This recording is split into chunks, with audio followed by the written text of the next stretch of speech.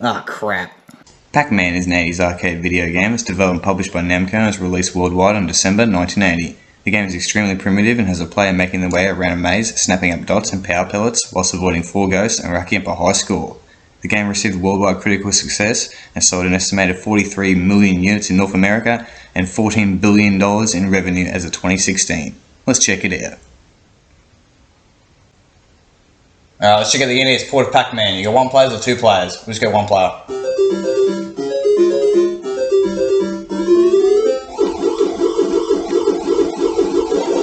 Now, as you can see, this game's extremely primitive.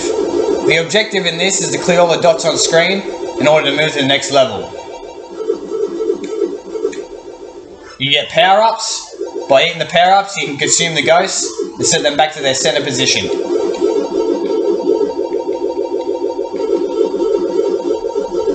Pretty basic game if you ask me, but the gameplay extremely addictive. Oh! Now, unfortunately, the NES port doesn't do the real game justice. If you really want to play the real game, check out the arcade version.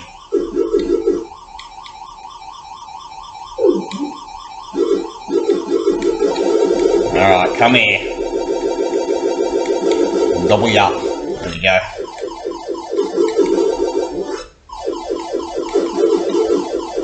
Ah. You get yourself 3 lives.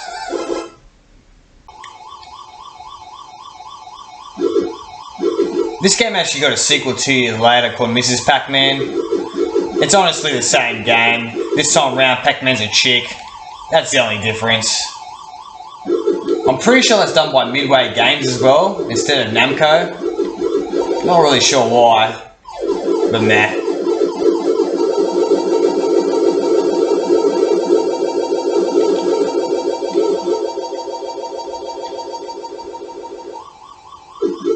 Ah. Yes. Stage 2. Now with every stage, the ghosts do get faster, and they sort of adapt to your moves, like they know where you're gonna go. Ugh. I think the AI gets better, I'm not sure, but yeah. It can get pretty hard.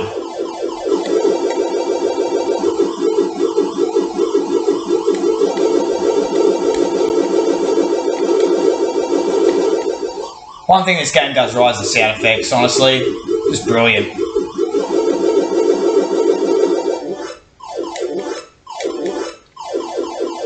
Oh. Overall, not too bad of a game. Obviously doesn't age well, but I can still go back and play this any day. Damn it.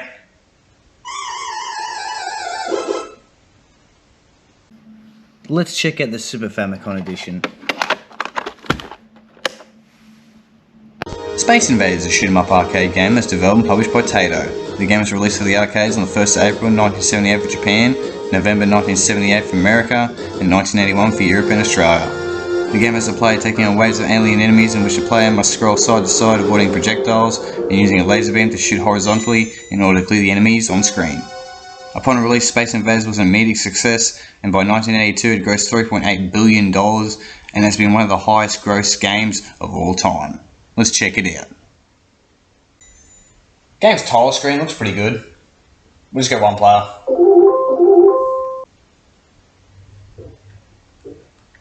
Now, as you can see, this game's also extremely basic. Same objective, kinda. You just gotta eliminate all the enemies on screen in order to advance to the next level.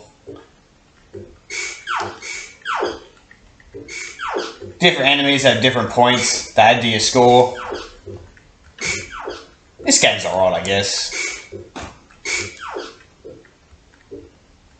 As you see, you got your scoreboard up in the corner there. High score.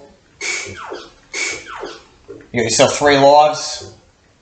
You get one of these barriers that eventually deteriorate.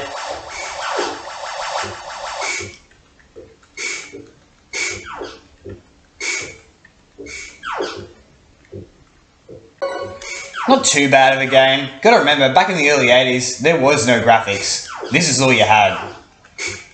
I'm so glad I was a 90s baby.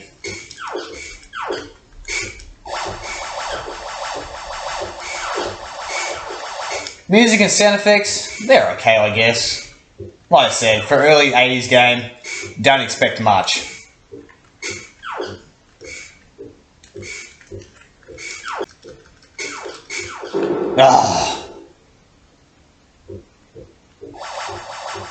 I was never really good at this game. To be honest, I kind of suck.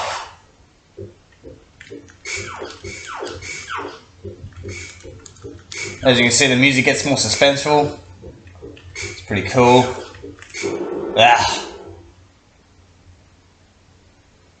Not too bad of a game. I just need some practice. Mario Bros. A platform arcade game that's developed and published by Nintendo. It was released for the arcades on the 4th of April 1983 for North America, June 1983 for Japan, and saw an NES port released on the 1st of September 1986 for Europe and Australia. The game takes place in New York City sewers in which the two Plum brothers, Mario and Luigi, must eliminate all enemies on screen by flipping them on their backs and kicking them in order to progress to the next level. The game sold extremely well, with around 2,000 cabinets sold by July 1983 in North America, and despite being released during the video game crash, the game was not affected, and the NES port went to sell 2.28 million copies, as well as the Atari port at 1.59 million copies, bringing a grand total of 3.96 million copies worldwide.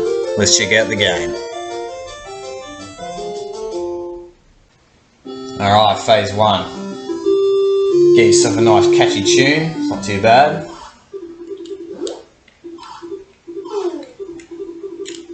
Now your objective in this game is to basically hit the blocks below your enemies, and then you run up and you kick them. And yeah, that's the gameplay. You do that to all the enemies on screen in order to advance. For power-ups, you got this power block, you hit it and it instantly turns them all on their backs.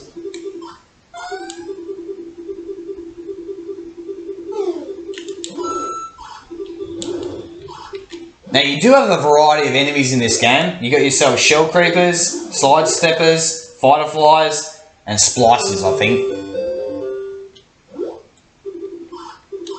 I'm pretty sure the blue ones run a lot faster. Now believe it or not, this game's got a bit of physics going as well. If you run too fast left and right, you'll slide, which is, at the time, pretty advanced if you ask me, for an arcade.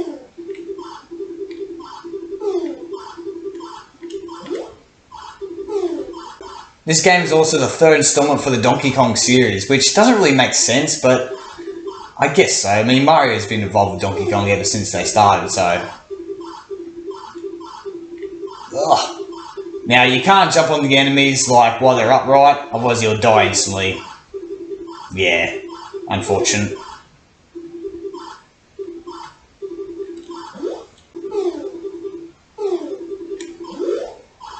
Come on, got 3 more turtles to go.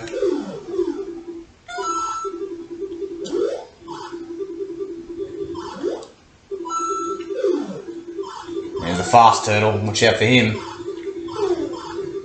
As you can see, it gets a lot harder.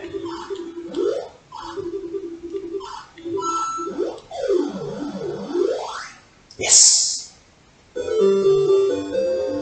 Phase 3. Bit of a bonus level, collect some coins. Pretty cool. Now you got yourself 3 lives in this, so make sure you make the most of them, because you can die pretty quick in this game. Alright, phase 4. We've got crabs. Great. Ugh. Like I said, this game can get pretty hard pretty fast.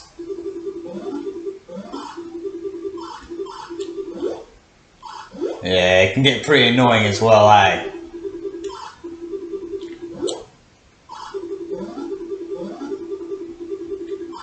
Overall, pretty good game. You got the option of playing 2 players as well, so it makes it a lot more fun. Definitely give this one a go.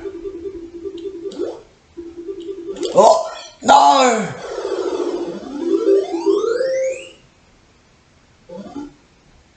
Now, Pac-Man, Mrs. Pac-Man, Space Invaders, these are all great games. You've got to consider, for the time, there was no graphics. What there was, an oversaturated market of home consoles and games, and that led to the gaming crash of the 1980s, and it was up to Sega and Nintendo to pick up the pieces.